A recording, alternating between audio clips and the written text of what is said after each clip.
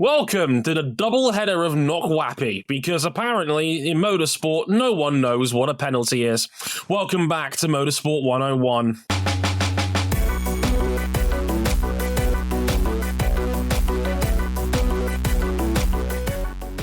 No, but seriously, what's a penalty? I don't even know anymore. Hell, welcome to episode 549 of Motorsport 101. I'm your friendly neighborhood host, Dre Harrison. Glad you could join us once again. Thank you very much for listening in wherever you're getting your podcast from. And a wild weekend in motorsport was what I like to call the run-in kicked off this weekend. The first of 6 Formula One races over the next 8 weeks. The first of 4 MotoGP races over the next 5 weeks to determine who our pair of mainline world champions will be. And we're tackling the Formula One side of that equation first this week. And, well, of course, just as the form predicted, Charles Leclerc wins the United States Grand Prix. Who had that one going into the weekend? Anyone? Anyone that'll know? If this race was a Flacco 811 video, it would be a zoom in on Michael Schumacher. Oh, yeah. That's your transition image right there. Easy. Yeah. That's Cameron Buckley. He's joining me as ever. And, of course, also joining us is Mr. RJ O'Connell. Hello, sir. How's it going, big man? What's poppin', everybody? I was not at the Grand Prix this year. It makes me very sad. It also makes me lament that, gosh, if I had been there, maybe the race would have been just that little bit better, because outside of Charles Leclerc, like, bossing it back to front in this Grand Prix, and then, of course, the other thing we'll talk about, didn't feel, I don't know, I could be whack, but it didn't feel like, it felt like this one could have been a lot better. It's weird, like, I'd be remiss to call it boring based on what happened. It wasn't boring. On track wasn't boring, but there were large portions of the race where it was very follow the leader. Very pedestrian, yeah. Yeah. I think that's fair to say. Which is a shame, because I think COTA is generally one of the better F1 tracks we go to on this calendar nowadays. It generally produces pretty good racing. It took a while to find its place on the F1 calendar, but I think it's now becoming one of the real headline rounds in F1 at this point. 400,000 over the weekend. Maybe not the best COTA race, probably not even in the top 3. But we can't say it wasn't newsworthy, because, well, it was the penalty scene around the world which has caused yet more debate amongst the Formula One audience. What is a penalty? Because Max Verstappen and Lando Norris had yet another title flashpoint. And, well, this time Max won, but not in the way you would normally expect, because we have to discuss a controversial time penalty given to the Englishman over leaving the track and gaining an advantage, and the nuances that come around regarding that. We'll also talk about Ferrari not only winning, but a 1-2 finish in the United States of America. Carlos Sainz followed Charles Leclerc home, and all of a sudden, Ferrari are not completely out of the race of a championship. We'll talk about that a little bit as well. Also, we're going to get Cam Buckley to put on a bib, because there was a lot of talk about that this weekend. Oh, dear God. Which is a weird thing to say about a 27-year-old, but here we are. We'll talk about some of the other little clean-up news, like Liam Lawson's back, and he's still really damn good at this shit. We'll talk about that. And, Mercedes being cheats. Kind of. Well, cataclysmically so. You know what it is, actually, is Dre wants me to put on a bib so he can't see my Celtics championship shirt. And, the Knicks proved one thing, that last night nobody puts 33s on the Knicks. Because we put 29 on them. Oh, of course. Of course. You smug motherfucker. Look, Trey, at least your basketball coach proved within 5 minutes that he's already a better coach than Darvin Ham ever was and ever will be. Unfortunately, he still remains a podcaster. Yeah, Can't get around that. I was like, you can't have me rooting for a podcaster on main like this. Like, no. It's going to take a few. They're the worst kind of people. I mean, we would know. They're the worst. You can't have me just gas up a podcaster after opening night. Okay, like we gotta let the seasoning get going first on that one before we really get into it.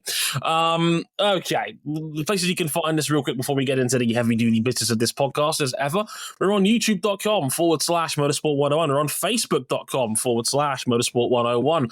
We can check us out on Elon Musk's failed and sued business investment at Dre Harrison 101, at RJ O'Connell, at C Buckley 917, and our podcast itself at Motorsport_101, or on Instagram at Motorsport101pod, and all of our social details and so much more is on our website, motorsport101.com, where you can also read all of my extended thoughts on the blog section about both this race and MotoGP's Australian Grand Prix, which we'll talk about a little bit later on in the week as well for our next episode. You can check that out. And of course, if you like the cut of our jib and you want to hear even more from us, check us out on Patreon, patreon.com/motorsport101. $5 gets you early access to all of our content, including full episodes of the podcast. Upgrade to the $10 tier, and you can get into the supporters club of our Discord server, and you can listen to these episodes live as they're being recorded, which is what Ghost Raptor and Jason are doing right now as we speak. Thank you, gentlemen, as ever, for your continued support.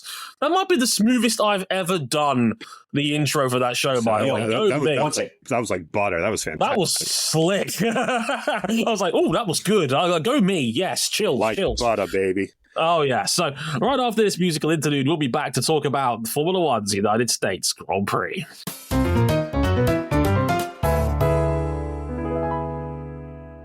Most of F1's taken this as the main event, so it's only fair that we do so too. We'll get to Ferrari in a bit, but for now we have to talk about yet another title flashpoint between Lando Norris and Max Verstappen. COTA became a one-stopper race due to an early crash out by Lewis Hamilton. More on that later. McLaren ran long on their first stint and had a 5-lap tyre offset against Max Verstappen in what was the battle for third. Norris closed in and commenced 10 laps of him trying to find a way around Max. With 5 to go, Max defends by lunging at the apex of turn 12, running himself and Norris off the road, the latter keeping his foot pinned to make the pass, until he got a 5-second time penalty for gaining a lasting advantage when he crossed the start-finish line on the final lap. Max was 4.8 seconds behind, so Max re-inherited the podium finish to take third ahead of Norris. Because Verstappen also actually won the sprint race, because this was a sprint weekend as well, it means that Max gained 5 points on his own championship lead, taking the gap up to 57 points with just 5 races to go. Hey, Dre, run rate required. Cricket reference. Oh, yes. People have been asking me about this. I call it the required run rate is based off cricket. If you're the Lando Norris fan out there that buys 15 quadrant mini helmets every year and is intrigued by this, it's the amount of points Lando Norris needs to win the championship if he's trying to chase down Max. Going into this weekend, it was 8.67, 8 2/3 to be precise. That's now been bumped up to 11.4 as a result of this pretty disastrous weekend if you're one of the people that believes Norris can still win the driver's title. Not only did Max gain 5 points on you, you've also lost the round required to chase him down. It's a double whammy, essentially, of downsides if you're a Lando Norris fan chasing this down. But of course, we've got to talk about that controversial decision made by the stewards. Gentlemen, what did you make of that? Well, I think it's also important to lay out the context of lap 1, turn 1.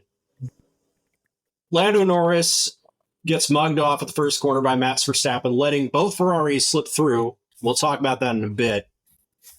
That's totally fine. It's the first lap, and they're generally more lenient on it, unless there is like a car is spun or is flipped over or is torn to pieces. They're generally going to be like more lenient with that.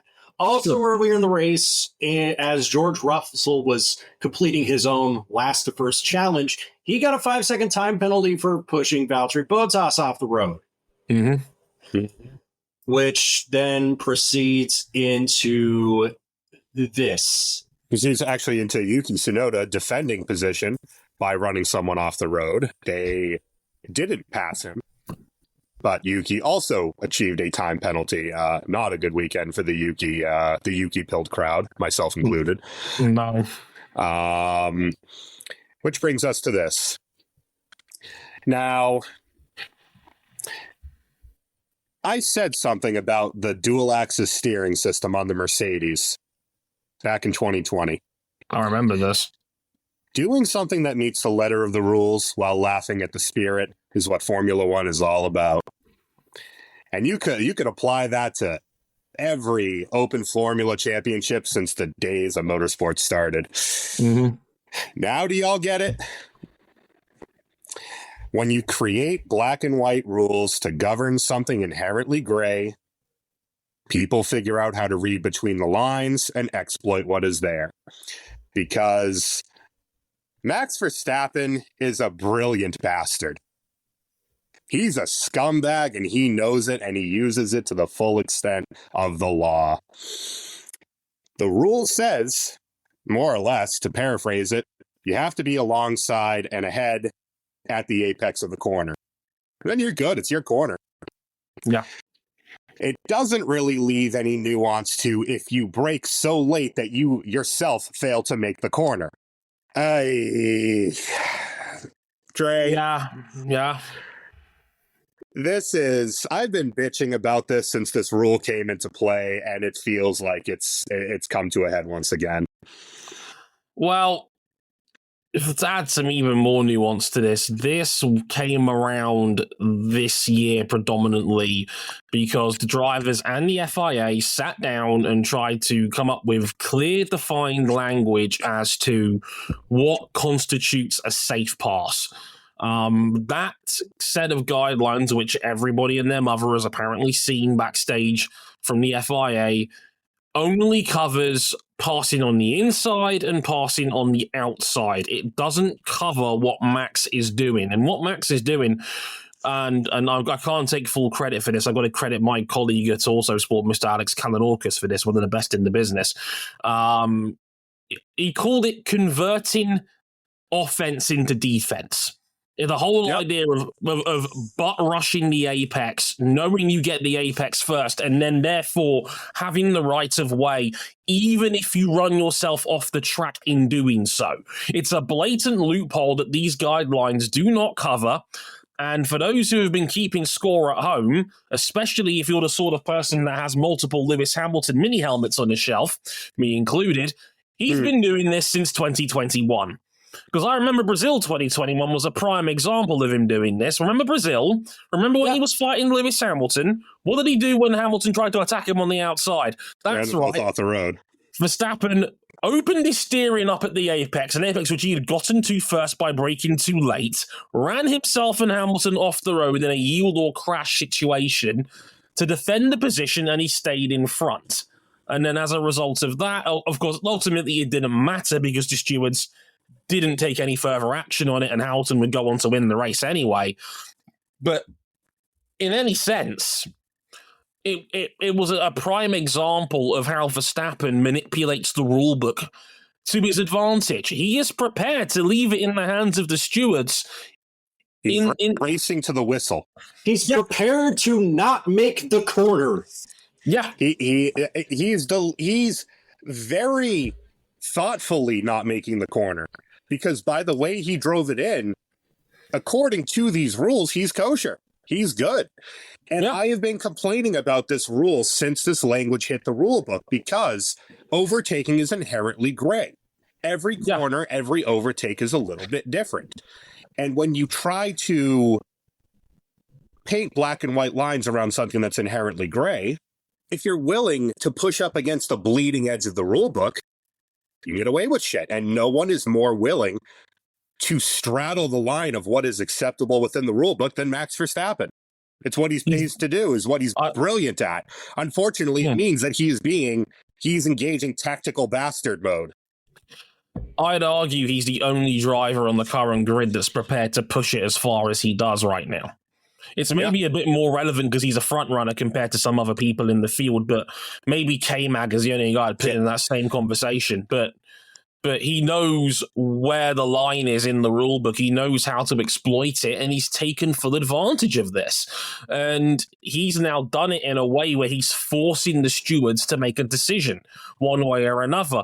And how I summed it up was, Max did something that was questionably legal. Norris did something that was definitely not legal, because what Norris did was he ran himself off the road, but then he kept his foot pinned when he was off the road, passed someone while off track, and gained an advantage. Like, you absolutely cannot do that. Ultimately, what Max did, but that doesn't change the fact that Norris overtook him off the road.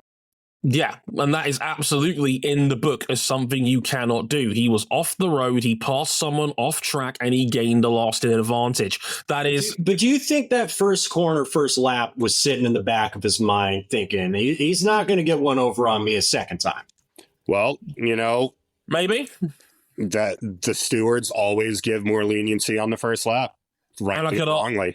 And I could argue Max was maybe just about okay on turn one on that opening lap. I think he had two wheels on the white line. I think he was just about okay. Dre, you were talking about like how the left side of COTA is like the worst place anybody can start. Well, Lando Norris found a way, because this is yet another first lap where he failed to cover the inside off and lost 2 positions to start, because Charles Leclerc mugged them both. And oh, by the way, Charles Leclerc ran the field over and won this race. Flew off into the distance, was never seen again. Yeah, like and it's basically a footnote now because of this incident. Because all Charles Leclerc does is win box office races in 2024. Honestly. Yeah. And Lando Norris is now 1 for 9 when it comes to defending pole position on the opening lap in his F1 career. 1 for 9. And I don't know what Lando was thinking, not covering the inside. Surely he had to know Max was going to send it if he had half a decent start. And Max, again, had the better launch. Yeah, he had the better launch. He got alongside him. Not quickly enough that Lando wouldn't have been able to cross him over. But 10 out of 10 times, you take the inside. And if Max tries to go around you, you slam him off yourself. We've seen it happened to Rosberg. Lewis ran him off at turn 1 in 2015. That's the move here. And it's another situation where Lando, like McLaren, I actually think played this race relatively well given the cards they were dealt. But it's another situation where Lando is giving himself more work to do. He got it on pole. He did the hard work on Saturday after initially looking like McLaren were relegated to third best in the sprint and in qualifying for the sprint. And got a bit fortunate in qualifying because George Russell ran himself off the road when he had the faster opening lap with Verstappen. And I don't think it would have ended up mattering in the face of just how fast Ferrari were in race trim. Norris was fighting for third as RJ does his best George Russell impression in the background of his shot and flies into the outside We'll get wall. to Mercedes later. I got some things to say about the W15's update package, if you could call it that. Yeah, Lando admitted post-race he was fighting for third. He knew he didn't have the car to beat Ferrari this weekend, but it's another suboptimal weekend for McLaren. And what I find a bit naive about McLaren, and again, I don't like to paint this narrative of, McLaren needs to learn how to win. They have plenty of people who have been in that team since their winning days, since the Ron Dennis days. They should know how to win, quite frankly. They are good enough where they can win. And I don't like this excuse of, they're new to the top end. I think that's bollocks, personally. What I would say that is that Norris himself knew that pass was sus. He went straight to the radio and said, guys, do I give it back to him? And McLaren said no. And then at the last fault, dude. And at the last minute, Norris then cuts off the run to turn 1 because Max got a very good run immediately as a counter-attack on the home straight the following lap afterwards. And Norris had to firmly yank over one side of the track to defend the dive bomb that was coming extremely late, which goes to show you Lando Norris can attack and defend aggressively when he wants to. He just chooses not to do it because for the previous 10 laps of that fight, which was a very good fight to watch until we got the actual flashpoints in the end, like Norris was seemingly a bit reluctant to want to engage. I mean, you're trying to pass that number 1 Red Bull. It's always a little bit dangerous. And that's just it. Like, Max is willing to do whatever is necessary. Max clearly includes taking them both off the road. Max doesn't Max doesn't trust Lando and he doesn't trust Hamilton. He trusts Charles Leclerc when it comes to these front-end fights. We've seen the evidence of that in 2022. Yeah, those two can fight all ding-dong day. Yeah, those two trust each other on circuit and they'll never go over the line. Lando, I don't think he trusts Lando after what happened in Austria, whether it was his fault or not, which, of course, I think it was Max's fault as to why we got that incident. But Max clearly doesn't trust Lando in the same way he doesn't trust Lewis in 2021 and beyond, because we had, like, Brazil a couple of years ago where they hit each other again. Like, Max will run these dudes off the road if he feels like he doesn't trust what the other person's going to do. And Norris, as much as I appreciate what he's done this season and how brilliant he has been at times this year, he's got to stop being so naive about this. Like, if you want any chance of winning this championship, you've got to attack him. You can't just... The time for being complacent and taking the points is over. You're 55 points down now with 5 to play. If you want this driver's title, you're going to have to attack him at some point. But that's the thing. That's what he was doing. That's what he was doing, and he got penalized for it. It's to the point where if he's in the situation now, it's just like, I don't know, man. This isn't good. It's not good that you can just, like, completely miss the corner and be like, hey, it's my corner because I got here first, even if I had no intention of making it. It's like if somebody went up at a party, right? And they had, like, their slimy, snotty, germy little hands, and they're just going up and touching every slice of pizza and saying, it's my slice of pizza, I touched it. And they had no intent of eating the slice of pizza. Yeah, look, I need to make this point abundantly clear. Like, none of us like the fact that this is happening. This is not the racing that I want to see. As Sasha in our Discord server quite rightly pointed out, this is the sort of shit that 14-year-olds pick up and think is okay on iRacing, to just launch cars at an apex, and as long as you get there first, the corner's yours. I don't like the fact that bad racecraft is being encouraged by the FIA by not closing this loophole. And don't get me wrong, the drivers are partly to blame for this because they partly wrote these guidelines that got us here. But in my opinion, the FIA needs to look at this set of guidelines at the end of the season, tear it up and start over, because there is nothing in the book to stop what Verstappen is doing, and it's going to keep leaving a bitter taste in fans' mouths if you keep letting him get away with this shenanigans. Especially if the aggrieved party is not only British, but also white. Makes a change for us at this point, but no, it's something that the FIA should not be encouraging. It's something that needs to be nipped in the bud, like, quickly. And this is something that they haven't got right for years. This is something that started at the Verstappen Amendment in 2019 and has only gotten worse since then. And to a degree, I have a level of sympathy for Michael Massey because he was constantly told at the time to let them fight.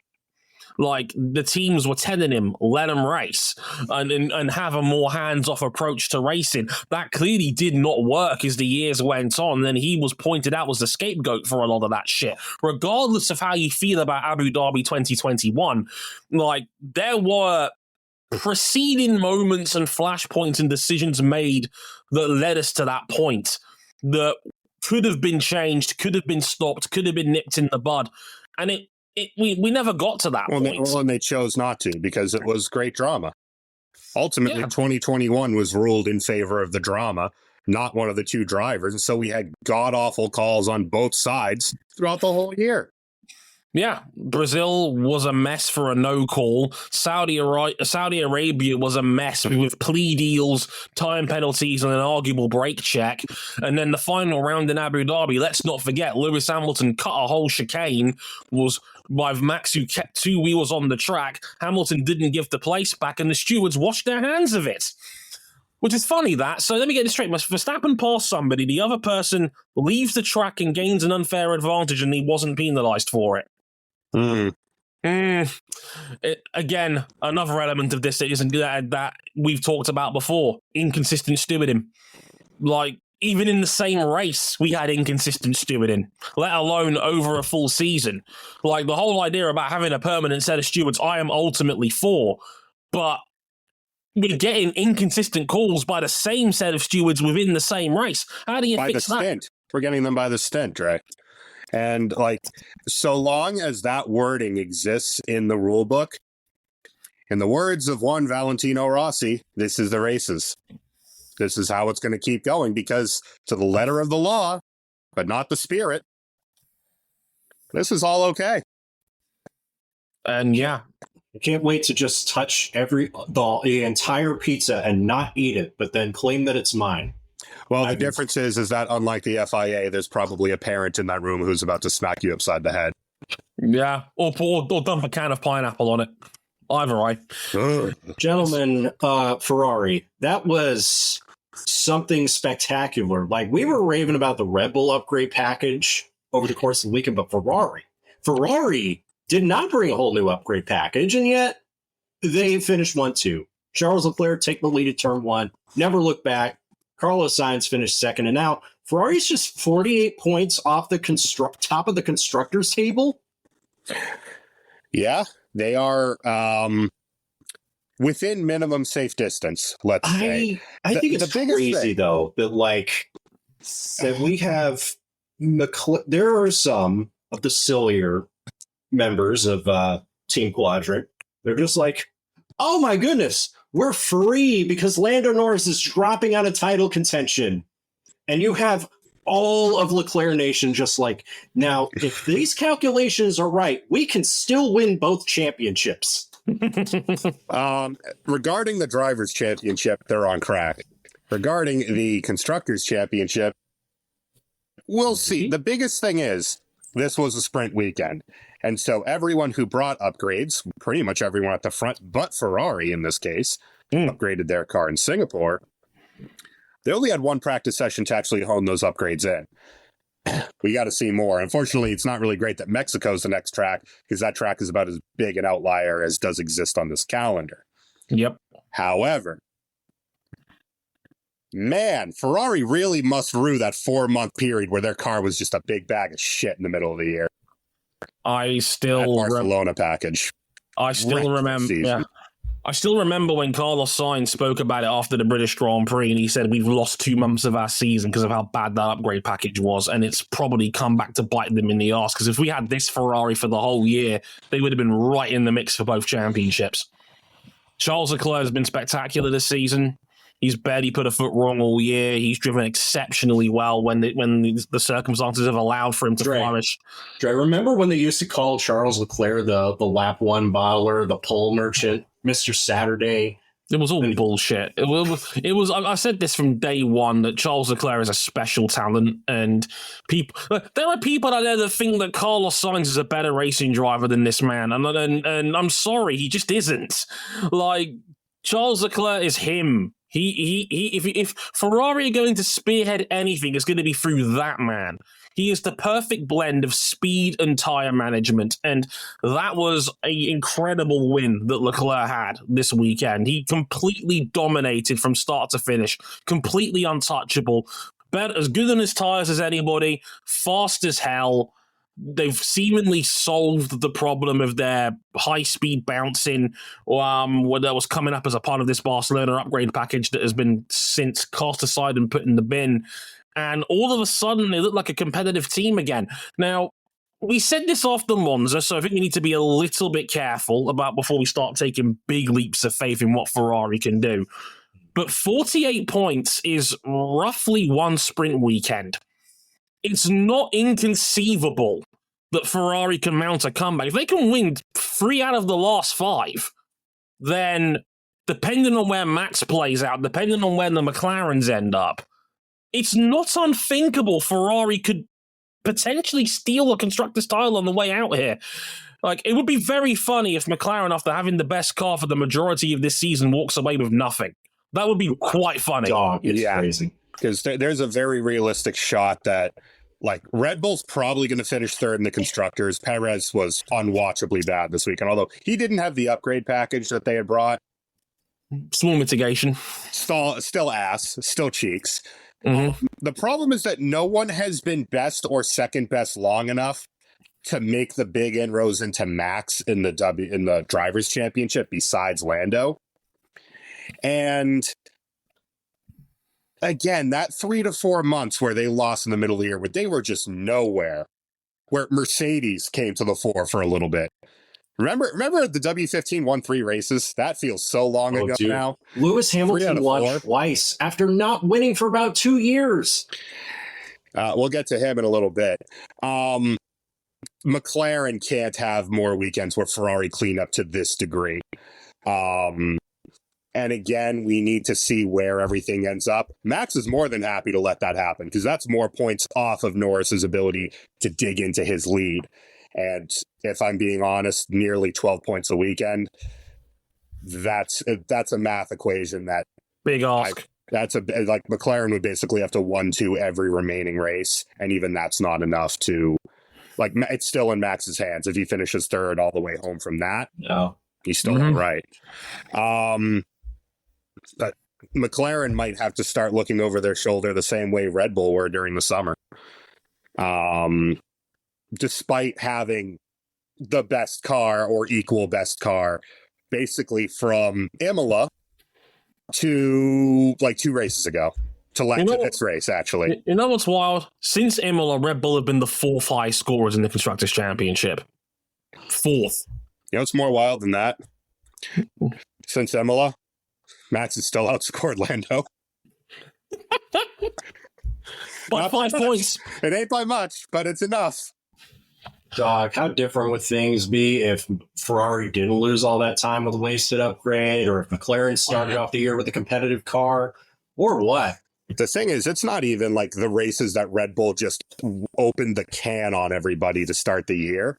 It's the races where it was close and Max was still eking it out in the second quarter of the year. Yeah. That's the defining set of races that's going to win him this championship. Yeah, I think Max is firmly back in the driver's seat. He stemmed. I never thought he left the driver's seat, if I'm honest. I was concerned around the summer break. I was concerned that I thought Norris might actually reel him in because Red Bull were looking real lemon booty around Monza kind of time. And I thought, hang on a minute. If they're the 4th best team now, they're in serious trouble. They seemingly have got around most of that, at least enough where Max can hold his own and get on the podium. If Max can keep doing that, that should be enough to get him home.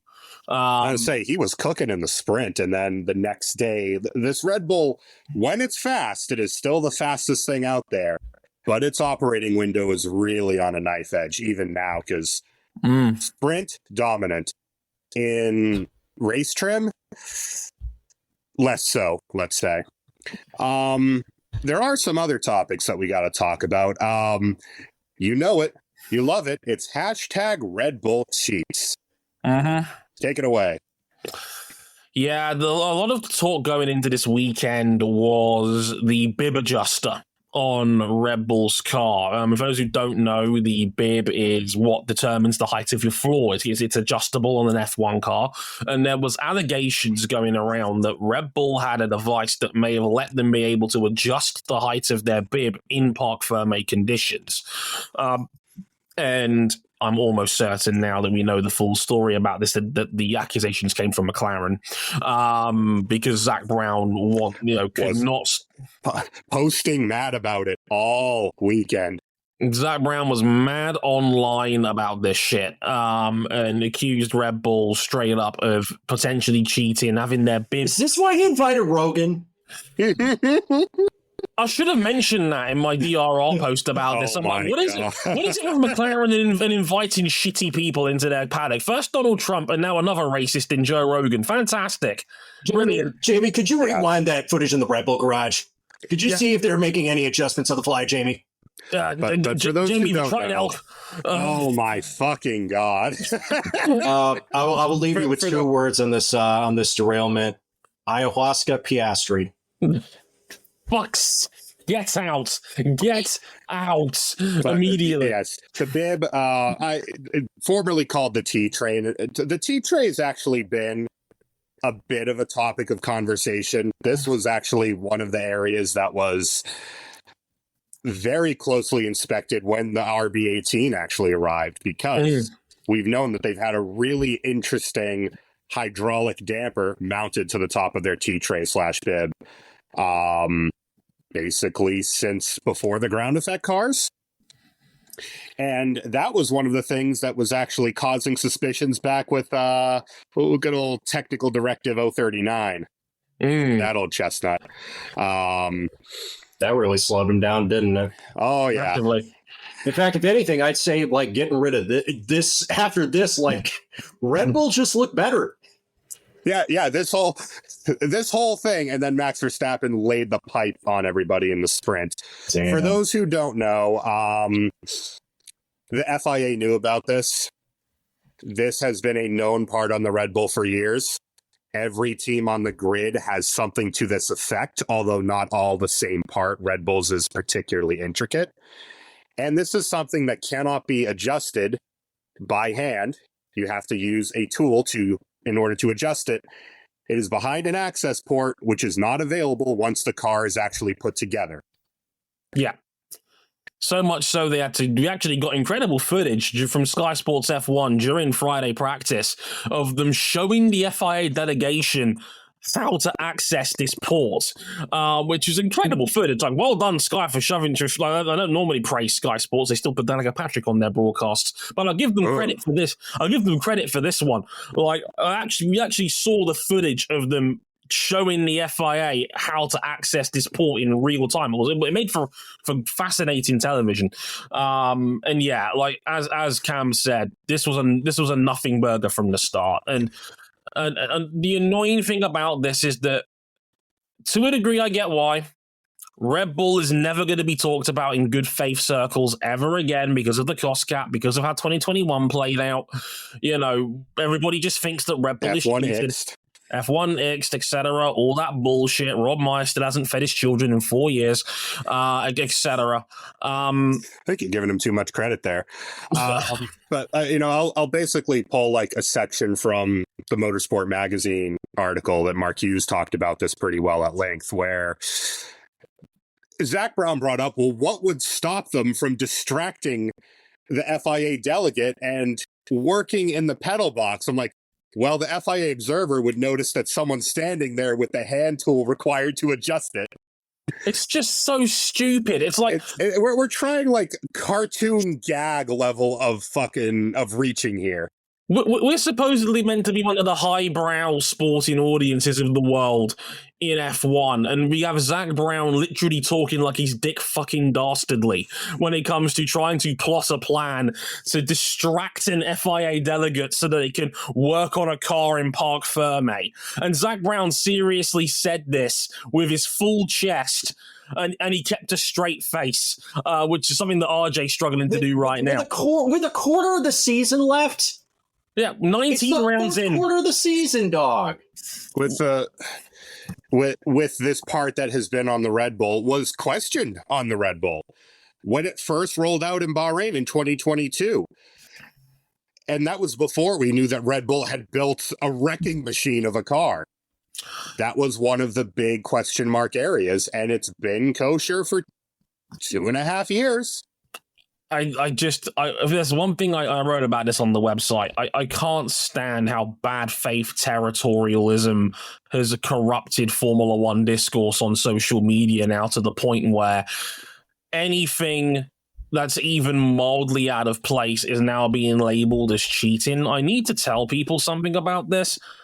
This happens all the time in motorsport, and I said it about this very Grand Prix this time last year when Charles Leclerc and Lewis Hamilton were disqualified from that race from having too much of their plank worn away. And I said it again, I'll say it again here. You have to assume good faith when governing motorsport. If we assumed everybody was trying to cheat at every given opportunity, we would have race results declared final 2 weeks after the fact, because you'd be throwing a 180-page technical directive rulebook or all 20 cars on the grid, checking every nook and granny, because the assumption would be that you're cheating when you're not. And honestly, people need to stop using the C word on this occasion either, because what people, I think, define as cheating isn't actually cheating. Most technical rule books are often up for interpretation. There is enough good faith. Trey, Yeah, go on. letter, spirit, laughing, F1. That's the point. Sports, foundation, hate, footballification. Yeah. All of that. We've said it all before on this show, because once again, the word cheating doesn't think what I think a lot of people want it to mean. The whole idea, the whole job of a technical department of a Formula One team is to push the rulebook to its limits. And when that happens, you sit down with the FIA, who are the governing body, we figure out whether this is illegal or not, and then the FIA will govern, and we'll go back and forth, and we'll figure this out, and then we move on. It's the assumption of good faith that allows this sport to be governed how it is. Like, stop saying that every technical advancement potentially is a cheat. That's not how this works. That's not how any sport works. So rules are there made to be broken, and if somebody breaks them, which was not the case in this instance, you sit down, you figure it out, you close the loophole up, and then you keep going. That is the entire point of governance of motorsport. It's exactly what we just witnessed with the McLaren FlexiWing saga. It's not against the rules, and they've been running them for a while, and the FIA has kind of pulled them aside and said, okay, address your wings at this point, because they're closing the loophole. That doesn't mean that McLaren's previous race results are invalid, just that they can't keep using them. At the time, it was legal. Effect, you read the rule book once to see what it says. You read it another time to see what it doesn't say. That's how open Formula Motorsport works. Dog, we have people out here looking at Lando Norris parking on the apex in turn 15 and saying that, like, this is like so awful. Dog, I'm convinced that, like, some people in Formula One just don't like racing. No, every overtake that isn't a boring ass DRS blow by seems to come under scrutiny because, unfortunately, of the rule book that the FIA has written and the drivers willing or not willing to push that limit. Would it be easier if they just laid out a temporary gravel pit out on the edge of every corner? Maybe. I don't know. No, because this is a MotoGP racing track and gravel temporary. As a temporary solution, potentially. Yeah, sure. Not asking no permanent stuff. I'd like to see what would happen if a bike hit that trap. I would like to see more tests conducted on this, because permanent gravel is a no-go, especially at that corner, because the runoff on the outside of turn 12 is not very long. And we've seen people crash at turn 12 before. It happened to Alicia Spargaro last year when his ride height device failed at that corner. Wasn't that where Mark went down with the engine electronics issue, and was it 19? No, that was turn 1. I swear it was. No, because I would have remembered if it was turn 1. It was either turn 1 or turn 11 at the bottom of the hill. It wasn't turn 12. Still, I'm not against the temporary gravel trap idea, but I'm still not convinced that's any good for if a bike racer puts a wheel across it and then high sides himself and flips off a bike. Yeah, no, I don't like that shit. And that's why I'm typically not one of these, like, natural runoff evangelists. Like, I understand I'm not a racing driver, and maybe my thought of just stay in the lines isn't really a thing when I'm not a professional, semi-professional, or even amateur racing driver. I don't know, man.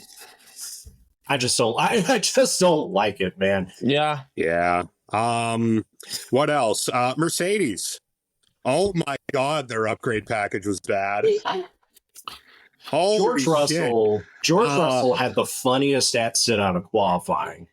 Lewis Hamilton had a carbon copy of the first lap of the feature.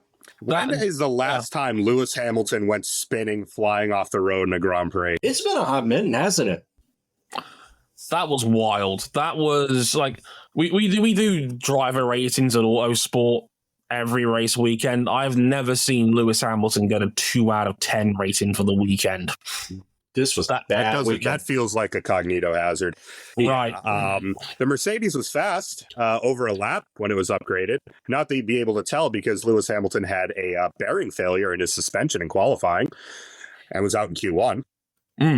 Russell shot his tires to pieces in the sprint with the upgrade despite qualifying at the front. And, well, they didn't have enough spares to put his car back together with the upgrades. So they ran the Singapore spec car and he went flying through the field and actually had a pretty good recovery. Yeah. Ended up probably where he probably would have been if it wasn't for that upgrade package, which was P6 anyway. Had a great comeback. Probably was driver of the day for me. But and to that effect, pretty much everyone who started on the hards and carried them deep into the race to go on to mediums had a great day, including some guy named Liam Lawson. Listen, I have a lot of respect for what Daniel Ricciardo accomplished in his career, but if you're out here telling me that Liam Lawson at this point in time is not a step up, or that he's not ready for this, or he's never good enough, dog, I don't know what to tell you. Watch the races, 19th to 9th. He's been ready for this. I love the needle that he had with Alonso out of it too. Yeah, that is a man who is not going to be easily intimidated. Fernando Alonso has a knack of being a whiny bitch about these things every once in a while, and he was the petty one. He was the one that I'm going to block Lawson during qualifying, and that I'm normal response. A very normal thing to do for Fernando, totally not highly strung or egotistical about these things at all. But no, like, you're not going to intimidate Liam Lawson. You're not going to run his ass off the road. I think he was fantastic. And it's his career on the line, and so far he succeeded. 19th to 9th, immediately back in the points. I think that's more points in one weekend than RB scored in the previous 5 weekends. I just realized Kick Sauber's drivers are now outside the top 20 in a 20-driver championship. Valtteri Bottas is now 23rd, counted 23rd in a 20-driver championship. Do you think he wants to come back to that setup in 2025? That car is... they are. Zhou Guanyu spun at turn 1, and all I could do was just sigh. Yeah, it wasn't great. And car's ass cheap. They're the only team that hasn't scored a point, and they have scored 0 points so far this season. It is bad out here for them. And to answer your question, RJ, apparently Valtteri Bottas does want to come back, but apparently he wants to get paid for the compensation. And that's apparently why this deal is being held up, because Sauber now no longer have to rush. They're the only seat that we know of right now that is openly available, unless Red Bull decides to do another switcheroo. That's the last seat left. So they can afford to take their time on this. There's no rush or for anything. They can decide whether they want to keep Valtteri and whether he's worth paying that money to get him, or whether they go one stage further than that, or maybe they throw a bone to either Franco Colapinto, who is continuing to drive his nuts off in that Williams. Another point for him. Continue to owe Franco Colapinto apologies in advance. Yeah, he's terrific. Absolutely terrific this weekend. He outclassed Alex Albon over a weekend. The point that it's just like, dog, Alex, don't come crashing back to 2020 form. Don't tell me that Alex Albon is about to prove all the haters, doubters, naysayers, etc. absolutely right. No, Colapinto was great. Lawson was fantastic. Yeah, pretty much everyone who started on the hards, carried them deep into the race, and went on to the mediums had a great day. How about the Haas Toyotas? Oh, that's the Toyota Gazoo difference right there. Yeah, I should have actually put this in the sentence because I didn't actually talk about the Toyota and Haas now have a new technical partnership. I love that Toyota themselves said, please do not make the assumption that we're coming back to Formula One. Do not say that was an edict. The socials. Toyota's back. Toyota's back. Toyota's back, motherfuckers. That was an edict from Akio Toyoda himself. I think my hesitation was just like, oh, this better not come at the expense of the hypercar program. I love that came out, and the fact that Sky Sports F1 within an hour had a YouTube video said why Toyota are rejoining in capital letters F1, and I'm like, you motherfucker. You know exactly what you're doing. For those who kind of haven't had a run through of what the partnership is going to look like, 1, Toyota Gazoo stickers on the Haas, very lovely. 2, rather than all of the manufacturing, as we know with Haas, going to Dallara and Ferrari, part of that is now going to get offset over to Toyota Gazoo. We have plenty of spare manufacturing resources now that we're not doing LMP1 upgrade packages every 2 races. Those days are long dead, even though I miss them terribly. And Toyota gets to train their engineers on F1 processes Haas gets access to Toyota Gazoo's facilities in terms of aero and simulator. This is really good. How is it that Haas have gone in 1 year under their new team structure from debatable laughingstocks of F1 to now having some of the highest manufacturing resources on the grid? I believe in Ayao Komatsu, man. It's such a great step for them, and it has showed. They've earned it. They have earned every good thing we've said about them this year. It has been such a great step forward. Nico Hülkenberg is him. Yeah, he's been terrific all season. Like, Haas announced, he's leaving. It's a damn shame he's leaving. Don't get me wrong, Esteban Ocon and Nolly Behrman is still a damn solid team for 2025, no matter which way you slice it. But Nico Hülkenberg has been a driver of the year candidate for me in F1 so far. Madison even had a good race. I mean, we spent a lot of the last few months just shitting on him because he's not Nico Hülkenberg, but he had a very good race. First time in Haas's history they had both cars in the points in a sprint race. Yep. And we're there on raw pace. That is the Toyota Gazoo difference. And honestly, there is a lot. I think there's a lot of optimism for Haas going forward, because rather than having to wait, it's very interesting how they've kind of flipped the script on their own team structure with not employing their own manufacturing and development processes. Well, now, instead of having to wait for Dallara to get around to it, they can just pull it out of the sponsorship fund from Toyota. They have a sim now. They have a sim, and it's not just a Logitech G920 just pinned to the desk. They introduced another upgrade, and it worked. Yeah. Ayao Komatsu is, for me, a lock for team principal of the year. He's done a sensational job with that team, and right now they sit 6th place in the Constructors Championship. They overtook RB this weekend, 7 points on the weekend as a whole. They've overtaken RB. They're now into outright P6, and they've been superb. And Ayao Komatsu deserves heavy praise for what he's done with the leadership of this team. Or we're looking back at Gunther Steiner now and laughing.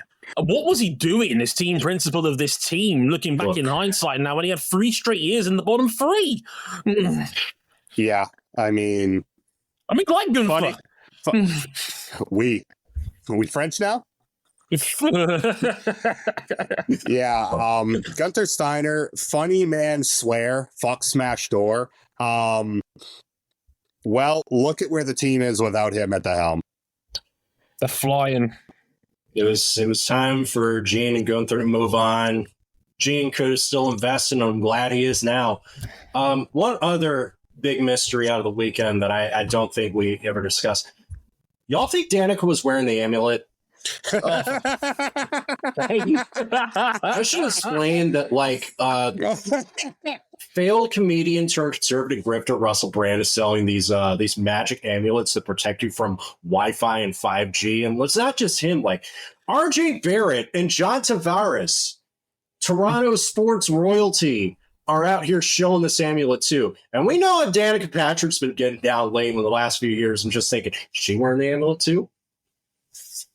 Oh dear, just you have to groan, don't you? You just have to do what Jensen Button does. Like Jensen, someone has had a word with Jensen or seen his social media he's been tagged in and has thought, I'm going to make this my entire personality, because every time Danica says something inane, he turns and points his head to the camera like he's trying to break the fourth wall. It is hilarious. Yeah, just stares deadpan at the camera. Dude, yeah, it's not that, by the way, it's not that we're hating on Danica's analysis because she's a woman. I go and mute the Discord chat to go listen to every word that Ruth Buscombe says on the F1 TV broadcast. We're hating on Danica Patrick because she's a right-wing nut job who believes in lizard people. Yeah, and the fact that I've said it before, that Sky has genuinely been altruistic as a broadcaster in terms of supporting multiple benefactors in Formula One, like the Black Lives Matter movement, like trying to promote getting women into motorsport and getting women up the ladder. Hiring Danica Patrick is in complete conflict of that notion.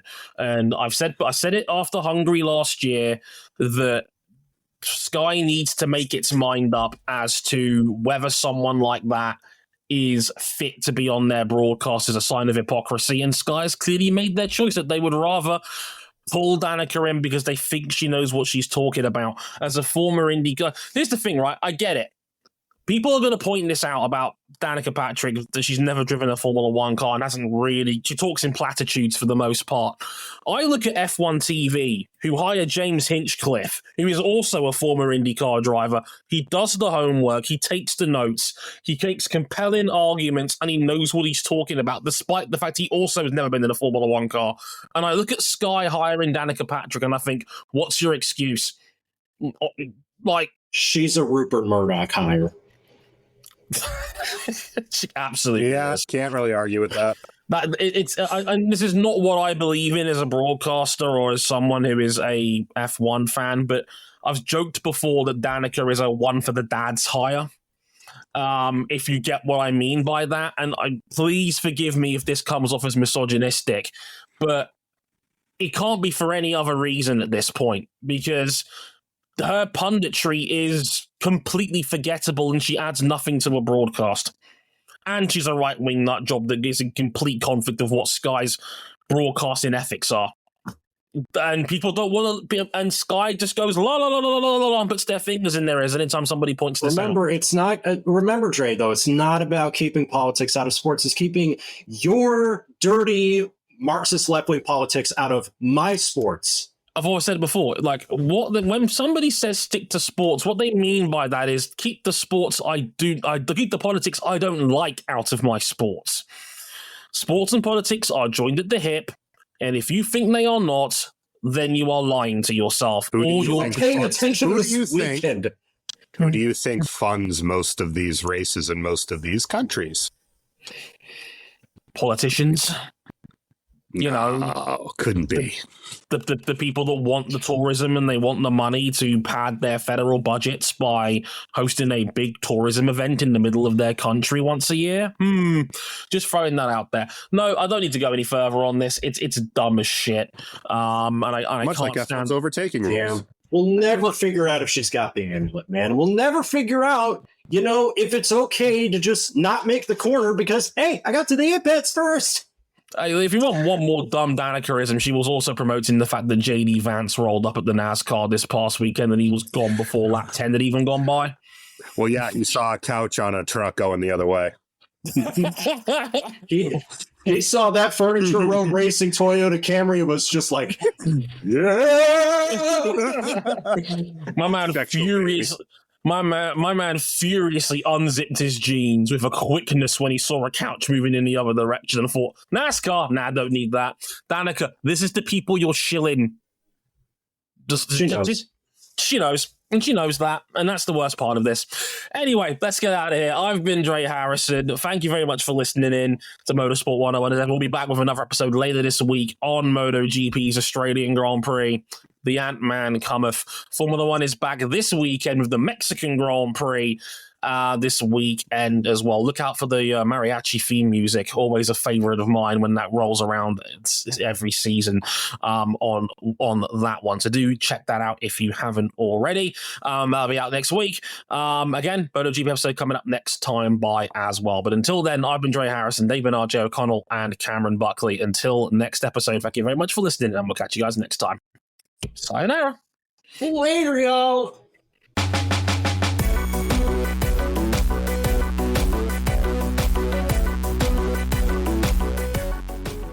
How do you wear protection when you're fucking a couch?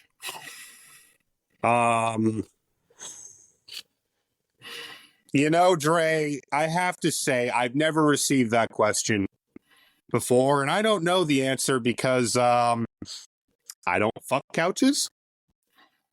It's going to be interesting to see if that makes the final edit.